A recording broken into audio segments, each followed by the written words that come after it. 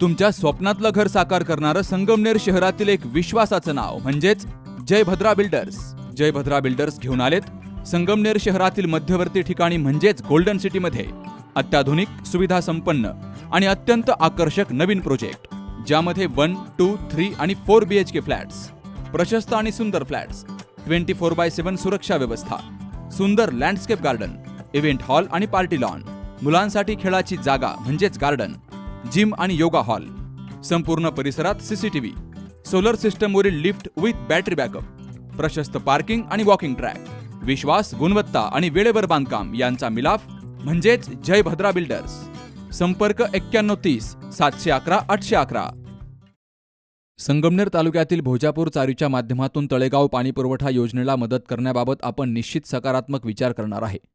मात्र अनेक वर्ष कार्यरत असलेली 17 गाव तळेगाव प्रादेशिक पाणीपुरवठा योजना समिती तातडीनं बरखास्त करून तहसीलदार आणि गटविकास अधिकारी यांनी समितीचा आढावा घेऊन समिती नव्यानं गठीत करण्याबाबतच्या सूचना जलसंपदा मंत्री तथा पालकमंत्री राधाकृष्ण विखे पाटील यांनी दिल्यात.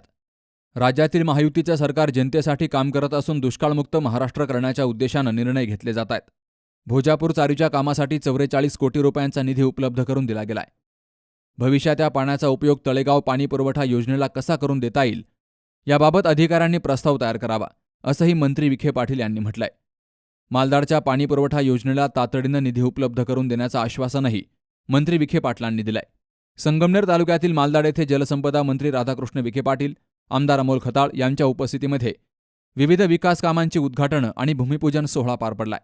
मालदाडला निळवंडे धरणाच्या कालव्यामधून पाणी मिळावं अशी मागणी अमित नवले यांनी मंत्री राधाकृष्ण विखे पाटील यांच्याकडे केली. 1 वर्षाच्या कार्यकाळामध्ये संगमनेर तालुक्यासाठी मोठ्या प्रमाणावर निधी आणलाय. यापुढेही महायुती सरकारच्या माध्यमातून भरीव निधी आणू असं आश्वासन आमदार अमोल खताळ यांनी दिलंय. निळवंडे कालव्याचं पाणी सायखिंडी आणि मालदाड गावाला मिळावं यासाठी आत्ताच 10 कोटी रुपये देत असल्याची घोषणा मंत्री राधाकृष्ण विखे पाटील यांनी केली आहे. आज 2 वर्षापूर्वी ज्यावेळेस नामदार साहेबांनी या जिल्ह्याची राज्याची धुरा सांभाळली, त्या दिवशी 14 तारीख होती आणि इथं साहेब आल्यानंतर त्यांनी इथं घोषणा केली आणि जवळजवळ त्याच दिवशी तालुक्यातील नव्हे जिल्ह्यातील सर्व शेतकऱ्यांना दुधाचं अनुदान इथं साहेबांच्या आदेशाने जमा झालं. त्याबद्दल साहेबांचे टाळी वाजून स्वागत करूया. त्याच कार्यकाळामध्ये साहेबांनी ज्यावेळेस इथं भूमिपूजन केलं, गावकऱ्यांनी इथं नारळ फोडले, तर काही ग्रामस्थांनी तालुक्यातून विचारणा केली की 19 कोटी निधी हा मालदाडला कशाबद्दल आला. तर त्यावेळेस मी त्यांना सांगितलं की रस्ता हा चिंचोलीपासून संगमनेरपर्यंत आहे. आणि त्याचबरोबर ज्यावेळेस आपण नामदार साहेबांची पुन्हा भेट घेतली, त्याच्यानंतर नामदार साहेबांनी सांगितलं की आपण रस्त्याचं रुंदीकरण ज्या ज्या ठिकाणी गरजेचं आहे त्या त्या ठिकाणी करूयात. साहेब, आता प्रश्न असा आहे, जे निमोण, पिंपळं, सोनेवाडी या गावाचे लोक जे फिरून जातात संगमनेरला, त्या लोकांना हा पिंपळे संगमनेर जो रस्ता आहे हा मध्ये मंजूर झालेला आहे. राहुल विखे दादांना मी बोललो होतो. फक्त त्याच्यानंतर जर आपण त्याला थोडी मान्यता दिली, प्रशासकीय मान्यता, तर हे दळणवळणाच्या दृष्टिकोनातून सोनेवाडी, पिंपळे, निमोण या ग्रामस्थांना जाण्यासाठी तो रस्ता सोयीस्कर पडेल. त्याचबरोबर आपल्या गावातून हा निळवंडे धरणाचा कॅनल जातोय. तर माझी ग्रामस्थांना हात वरती करून सांगण्याची माझी सर्वांना विनंती आहे की गेल्या नान्नजच्या कार्यक्रमामध्ये ज्यावेळेस नामदार साहेबांसमोर मी हा विषय घेतला की मालदाड आणि सायखिंडी हे 2 गाव वंचित आहेत, साहेबांनी तात्काळ तिथं अधिकाऱ्यांना सूचना दिल्या आणि सूचना दिल्यानंतर संबंधित अधिकारी साहेबांच्या आदेशानंतर सर्वे करण्यासाठी इथं आले. काही वेगवेगळ्या संस्थेचे लोक इथे आता मोजमाप करतात आणि असं दर्शवण्याचा प्रयत्न करतात की इथं आम्हीच काम करतोय. परंतु मला हे सर्वांना सांगायचं आहे की नामदार साहेबांनी नान्नजच्या सभेमध्ये सांगितल्यानंतरच अधिकारी आले, त्यांनी सर्वे केला आणि त्याच्यानंतर तिथं सर्वे आणती. माझी नामदार साहेबांना आता विनंती सर्वांच्या येणे समोर की नामदार साहेबांनी याच्यावर थोडंसं प्रकाश टाकावा आणि आपलं जे मालदाड गाव, जे कॅनल जो आपल्या मालदाडमधून जातोय, तर त्यासाठी आपल्याला कमीत कमी एक पाईपलाईनची व्यवस्था करून आपल्या धरणामध्ये पाणी कसं जाईल यासाठी त्यांनी आदेश करावे. आपल्या गावाच्या विविध विकास कामांसाठी नामदार साहेबांनी मगाशी एक विषय घेतला की विधानसभेमध्ये सर्वाधिक मतदान कोणत्या गावातून होतं. तर साहेब, मला एक गोष्ट तुम्हाला सांगायची, समनापूर गटातून असलेल्या 16 गावांपैकी सर्वाधिक मतदान विधानसभेला, लोकसभेला अमोल भाऊंना हे आपल्या मालदाड गावातून झालेलं आहे, बाकी दुसऱ्या कोणत्या गावातून. रस्त्यांच्या लोकार्पणासाठी ज्याला आदरणीय साहेबांच्या माध्यमातून 17 कोटी रुपयाचा निधी मिळाला होता, आज ते काम सुद्धा पूर्ण झालाय, त्याचा लोकार्पणाचा सोहळा आहे. तसेच एकूण 17,39,00,000 कामं आपण इथं झालेत. शेलार वस्ती, गोपने वस्ती 10 लाख, 7 लाख, 3 लाख अशा पद्धतीने एक सभामंडपाला सुद्धा इथं जी आपल्या ग्रामस्थांची मागणी होती त्याला सुद्धा 10 लाख रुपये आलेले आहेत. त्यामुळं मालदाड गावाने, जसं अमितने सांगितलं आता, ही स्पर्धा संगमनेर तालुक्यामध्ये आता सुरू झाली आहे. मालदाडनी जास्त मतदान दिलं का नान्नजने दिलं, ही स्पर्धा वाढली पाहिजे, आता गावागावामध्ये वाढली पाहिजे.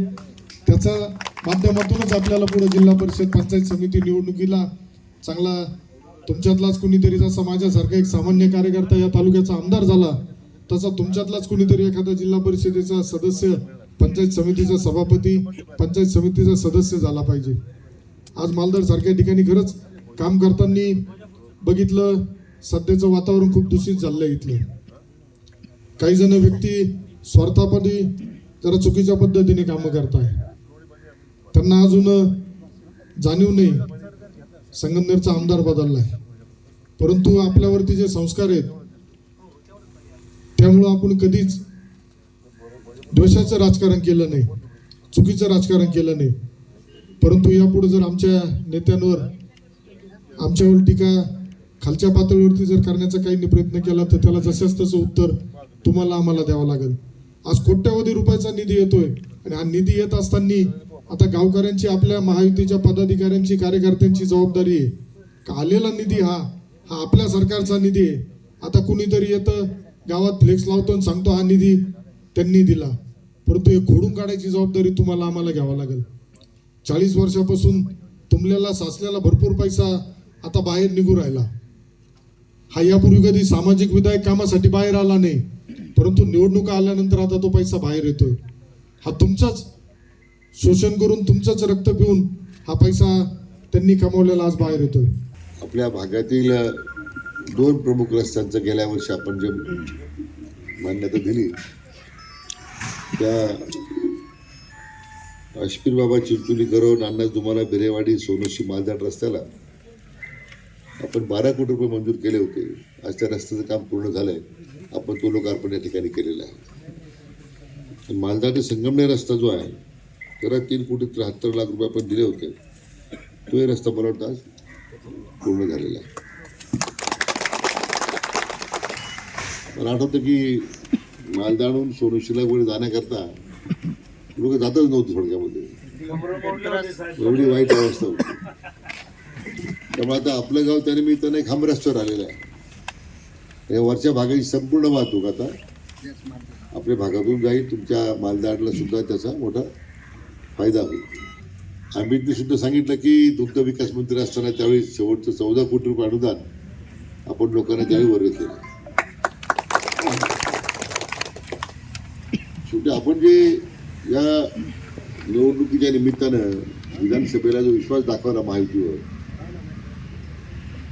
आणि जे जे आश्वासनं त्या काळामध्ये महायुती सरकारनं आपल्याला दिली होती, आपण महायुतीच्या उमेदवारांनी दिली होती, आज ती आश्वासन पूर्त काम आपण करण्यासाठी आज जमलेलो आहोत. मी गेल्या आठवड्यामध्ये जवळे कडलागला गेलो होतो. तिथे एका कडलागांच्या मुलावर बिबट्याने हल्ला केल्यामुळे ते मृत्युमुखी पडल्यात. मला मोटरसायकलवर जावं लागलं त्या वस्तीपर्यंत, कारण रस्ता असता तर त्या मुलाला तातडीने दवाखान्यामध्ये नेता आलं असतं. आणि मग तहसीलदारांनी त्यांना सूचना देऊन 40 वर्षाची झालं नाही, तो रस्ता आपण काढून दिला. आता रस्ता पूर्ण झाला. आता लोकांना तो वाहतुकीकरता खुला झाला. सरकार म्हणून आम्ही ज्यावेळी अशा प्रकारच्या कोणत्याही उपक्रमामध्ये काम निर्णय करतो, आणि आज आपली अशी एकही योजना नाही आहे की ते आपण सरकारनं सुरू केली ती बंद केली. महाविकास आघाडी सरकारच्या काळामध्ये आणि महायुती सरकारच्या काळामध्ये, आमच्या काळामध्ये मला फरक जाणवत असेल तर जाणवत नाही. कारण लोकांच्या सगळ्या जे काही लोकांचे प्रश्न आहेत, मग शेतीच्या पाण्याचे आहेत, शेतीचे आहेत, आमच्या विशेष करून आमच्या महिला भगिनीचे आहेत, या बाबतीमध्ये अतिशय संवेदनशीलपणे आम्ही सगळी मंडळी काम करतो. त्यावेळी सांगितलं होतं की सरकार ही निवडणुकीनंतर आमच्या लाडक्या बहिणीची योजना बंद होईल. योजना बंद आहे की चालू आहे?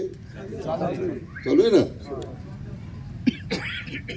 यावर ही काँग्रेसची लोक कोर्टात गेली होती त्यामुळे काळामध्ये या तिकडे सरकारकडे पैसे नाही आहेत आणि कोणत्या निधीतून ते पैसे उपलब्ध करून देणार आहे.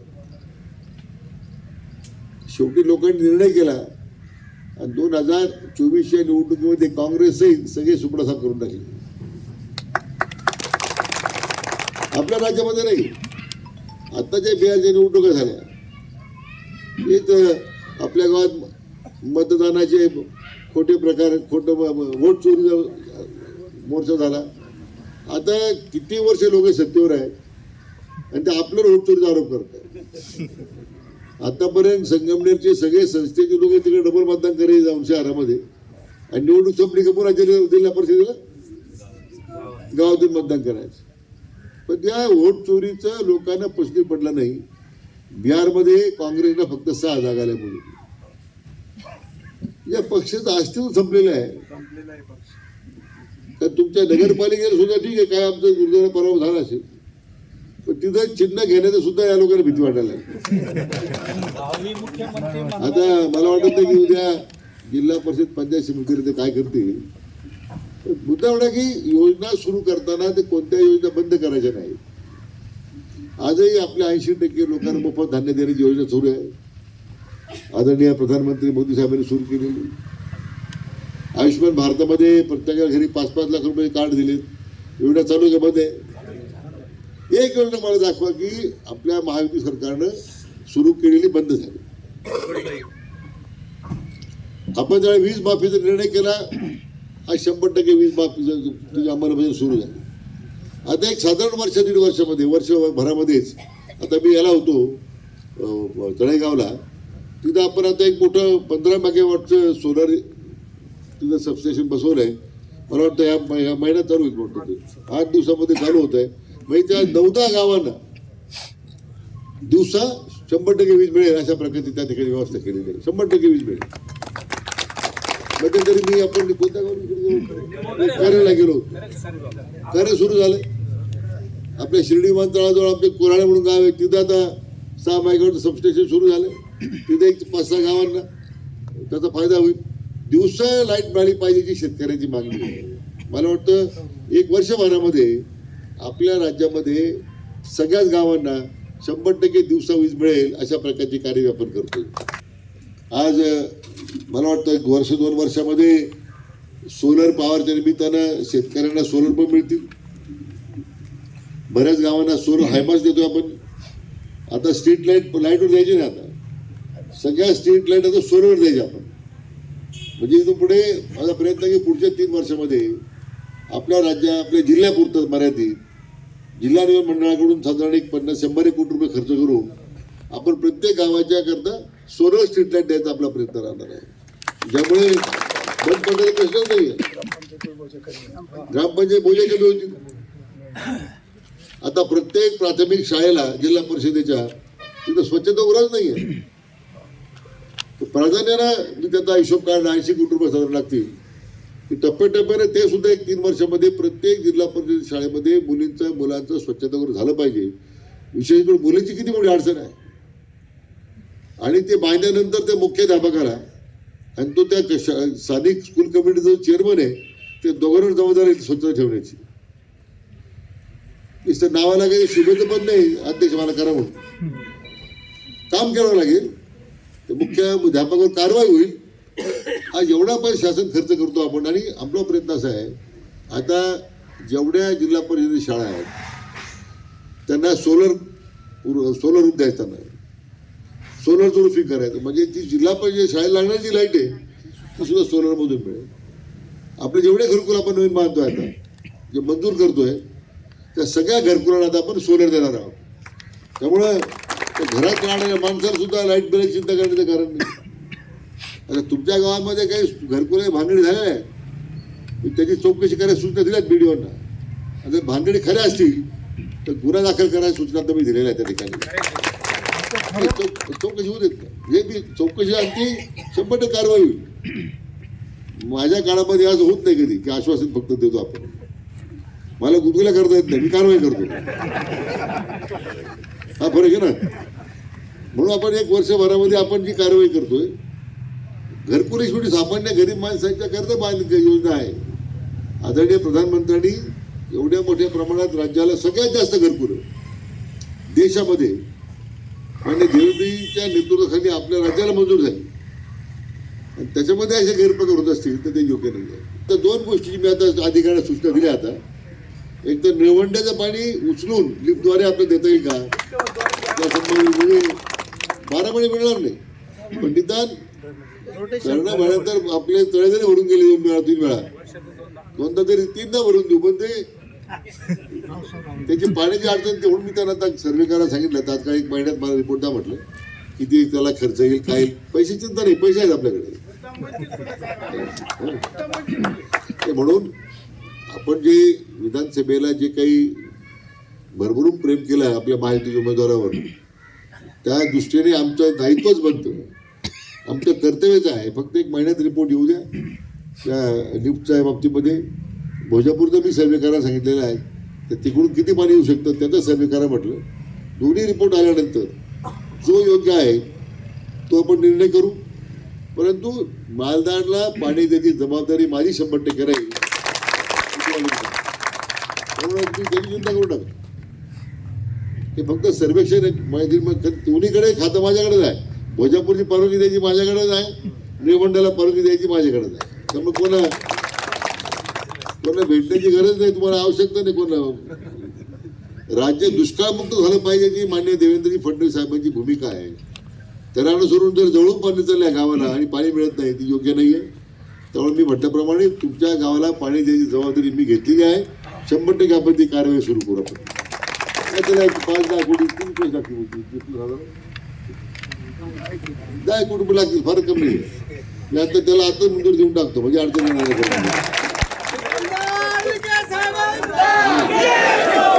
आपल्याला निश्चितपणे चांगलं काम होईल. पाणी देण्याचं पुण्य आम्हाला लाभेल. कायमस्वरूपी दुष्काळ आपल्या गावात हटून जाईल.